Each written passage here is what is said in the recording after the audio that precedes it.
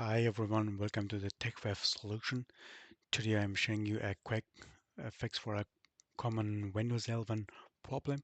After installing the latest security update from Microsoft, some PCs won't shut down anymore instead of turning off. The solution is simple. We enable the security land configuration using group policy.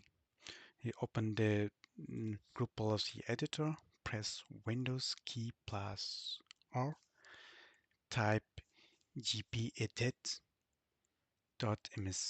press enter and navigate to the correct section on the left side. Go to the computer configuration, administrative templates, system, device guide, turn off virtualization basic security, enable security range, double click security range configuration, that is to enable.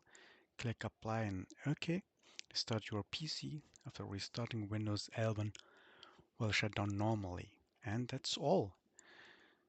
If that helped you, please like and subscribe for more quick Windows types. See you in the next video.